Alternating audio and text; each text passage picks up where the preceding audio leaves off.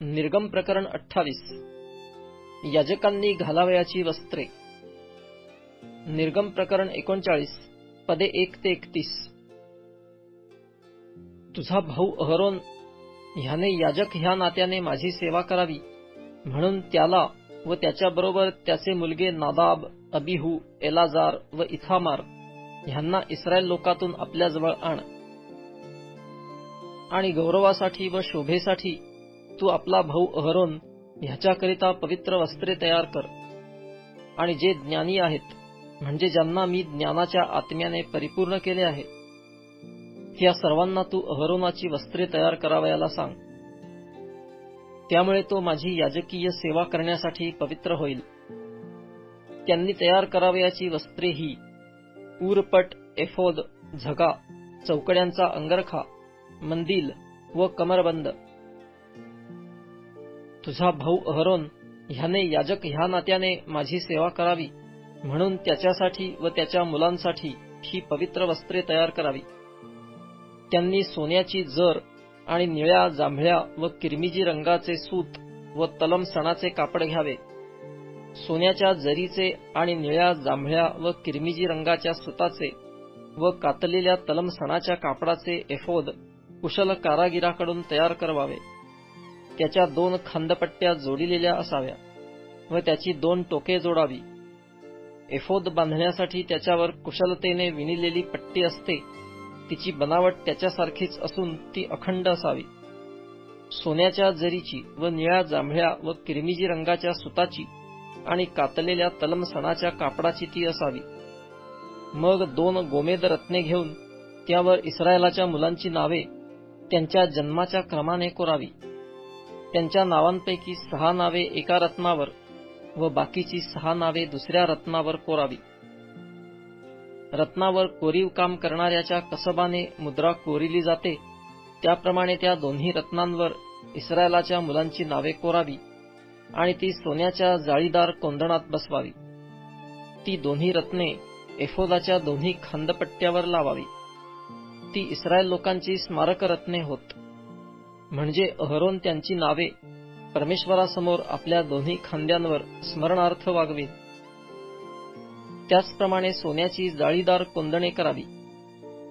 पीळ घातलेल्या दोरीसारख्या 2 साखळ्या शुद्ध सोन्याच्या कराव्या आणि त्या पीळ घातलेल्या साखळ्या त्या कोंदणात बसवाव्या. न्यायाचा ऊरपटही कुशल कारागिराकडून तयार करावा. तो एफोदाप्रमाणे करावा. तो सोन्याच्या जरीचा व निळ्या, जांभळ्या व किरमिजी रंगाच्या सुताचा व कातलेल्या तलम सणाच्या कापडाचा करावा. तो चौरस व दुहेरी असावा आणि त्याची लांबी व रुंदी 1 वीत असावी. त्यात रत्ने खचावी. त्यात रत्नांच्या 4 रांगा असाव्या. पहिल्या रांगेत लाल, पुष्कराज व माणिक, दुसऱ्या रांगेत पाचू, इंद्रनीलमणी व हिरा, तिसऱ्या रांगेत तृणमणी, सूर्यकांत व पद्मराग आणि चौथ्या रांगेत लसणा, गोमेद व यास्फे. ही सर्व रत्ने सोन्याच्या कोंदणात खचावी. इस्रायलाच्या मुलांच्या नावांच्या संख्येएवढी ही रत्ने असावी. त्यांच्या संख्येइतकी 12 नावे असावी.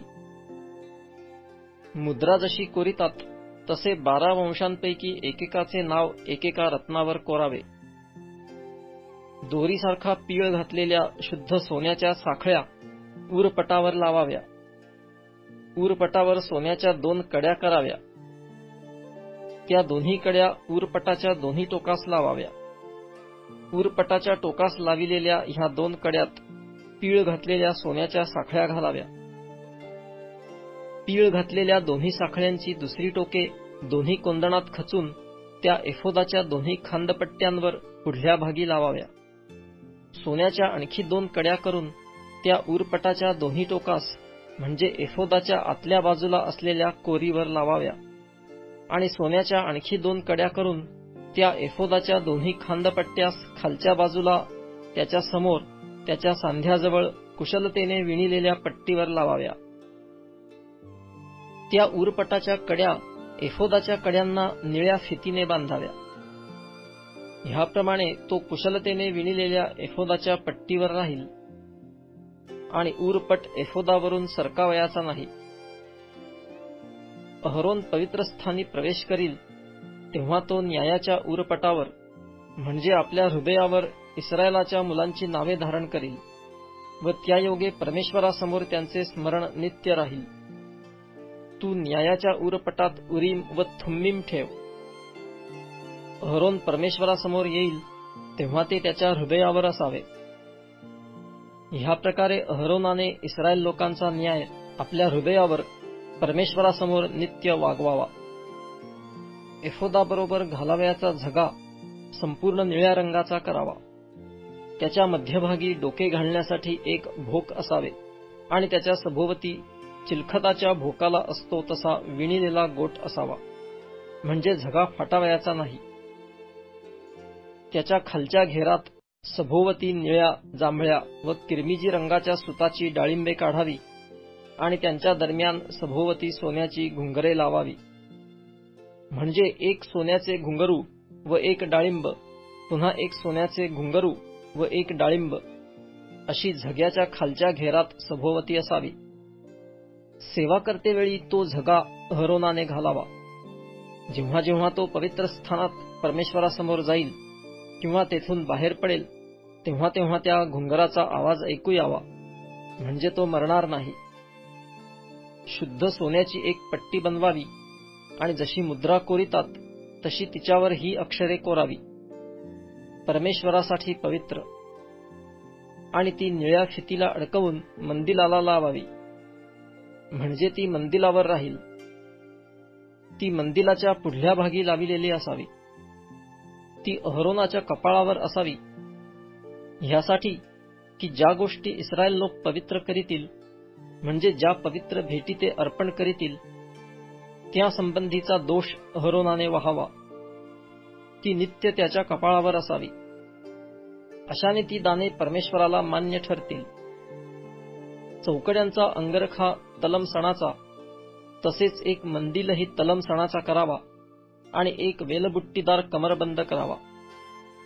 अहरोनाच्या मुलांसाठीही अंगरखे करावे, त्यांच्यासाठी कमरबंद व त्यांच्यासाठी फेटे करावे. ही वस्त्रे गौरवासाठी व शोभेसाठी असावी. तुझा भाऊ अहरोन ह्याला व त्याच्याबरोबर त्याच्या मुलांना ही वस्त्रे चढवून त्यांना अभिषेक करावा व त्यांच्यावर संस्कार करावा आणि त्यांना पवित्र करावे, म्हणजे ते याजक ह्या नात्याने माझी सेवा करीतील. त्यांच्यासाठी सणाचे चोळणे करावे, म्हणजे त्यांचे अंग झाकलेले राहील, ते कमरेपासून मांडीपर्यंत असावे.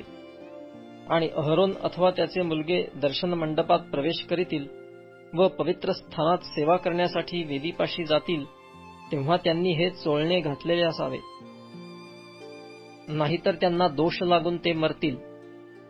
अहरोनाला व त्याच्या पश्चात त्याच्या वंशाला हा नियम निरंतरचा आहे.